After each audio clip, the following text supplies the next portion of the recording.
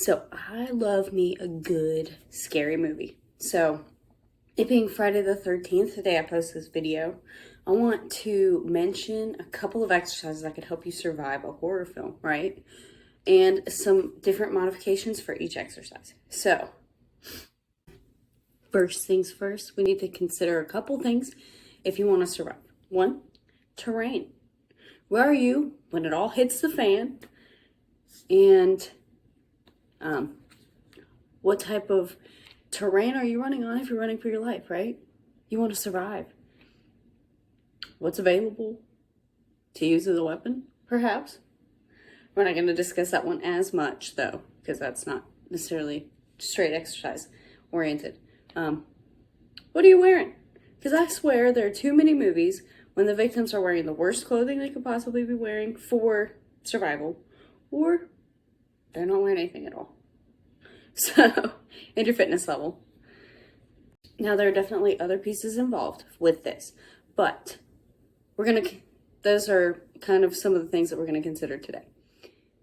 Now, you want to be clothed.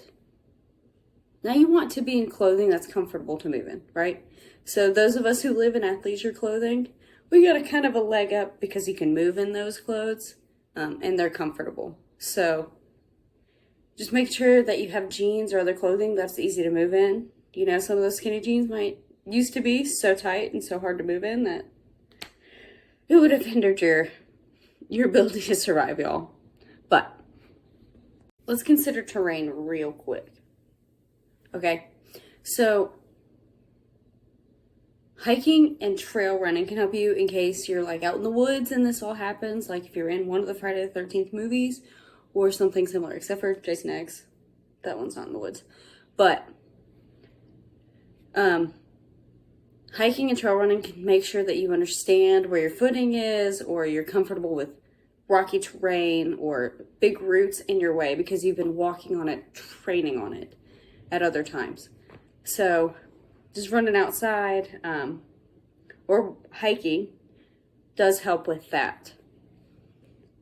Now, there's a gym exercise that could probably help you with training for that kind of terrain too. It would be like step-ups or weighted step-ups or tall step-ups, because it helps you prepare for stepping up onto ledges or whatever. Stepping up on the big rocks as you're trying to evade a crazy person. But also doing like box get-overs or something like that, because not all things that you have to get over are regular step-up height. You kind of have to jump or push yourself over top of it. So that's one way you can survive. And there's also that horror movie trope where people are tripping all the time. You're running away and you trip. And you know what? If you're freaking out and you're running from somebody, yeah, of course, there is a possibility of tripping. So what's the quickest way to get up? We got burpees, baby. Yeah, so a burpee or an up-down could help prepare you for getting up quickly, because that's the whole purpose of it, hitting the floor and getting up quickly. Lunges could also help, because a lot of people get up in a lunge manner when they are down on the ground. So being strong in that position can help you adjust for that. Sometimes you just gotta hide. So what are some exercises that will make you better at hiding or help you hide easier?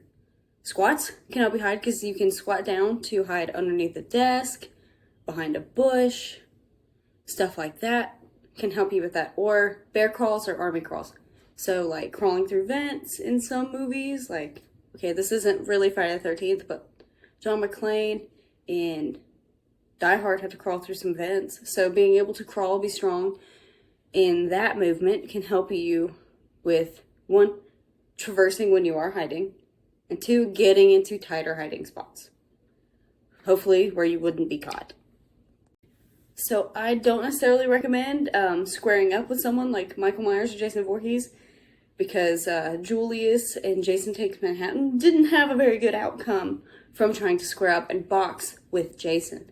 But you probably need some sports skills to help with survival on the self-defense front.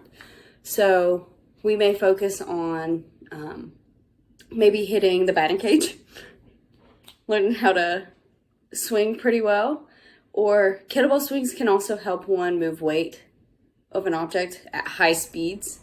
possibly maybe let go of it and throw it at an assailant, whatever. It can help you in the creating power aspect of it, in case you're swinging something that has weight. And now, one thing that definitely can help is cardio, y'all. So one of the benefits is it can keep you running.